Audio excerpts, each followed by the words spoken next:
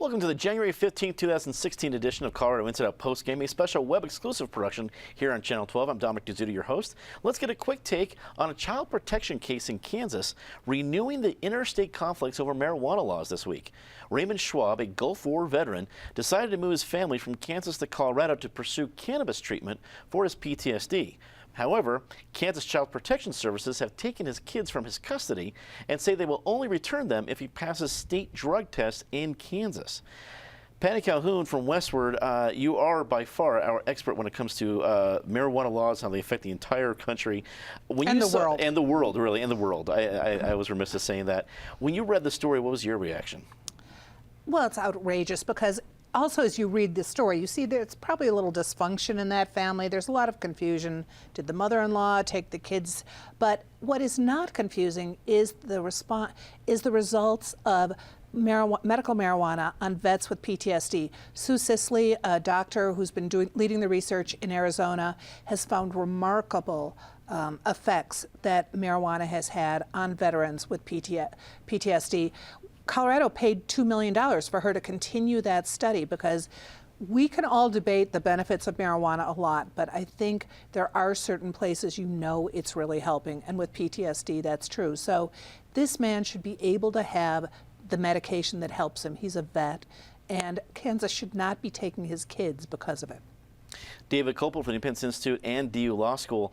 At this stage of the game, we have, it's an awful case. It has a lot of different arms and legs here, but when you have an interstate thing like this between Kansas and Colorado, what's the best way to get this resolved? Is it federal lawmakers? Because it's not going to be in Congress. What do you think?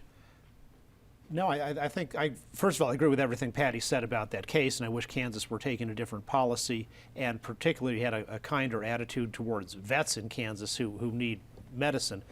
But the same principle of state sovereignty and states' rights, which gave Colorado the choice itself to legalize marijuana, protects just as much Kansas's rights to run family law, including custody issues, the way it wants. And that diversity is overall helpful to the country, where we don't want to have one size fits all imposed on a very large and diverse country just because somebody gets a majority in Congress. And Congress is part of the cause of this problem because, after all, even though it's legal in Colorado to grow and consume your own in Colorado, something that has nothing to do with interstate commerce, still it's illegal federally to do that in Colorado, supposedly because your private non-commercial activity, which may never extend beyond the boundaries of your own house, is part of Congress's power to regulate commerce among the several states. Joey Bunch, political reporter over at the Denver Post, thanks for joining us. Well, this is certainly between two states. The whole idea of marijuana regulation is usually a pretty hot topic at the legislature. Do you sense any new regulations or action on it this year? Well, we still haven't solved the edibles issue yet. How do we make sure that a marijuana-fused gummy bear doesn't look like a regular gummy bear? Marijuana is becoming so ubiquitous, it's easy to blame it for all of society's ills. Alcohol has been down this road. Rock and roll music has been down this road.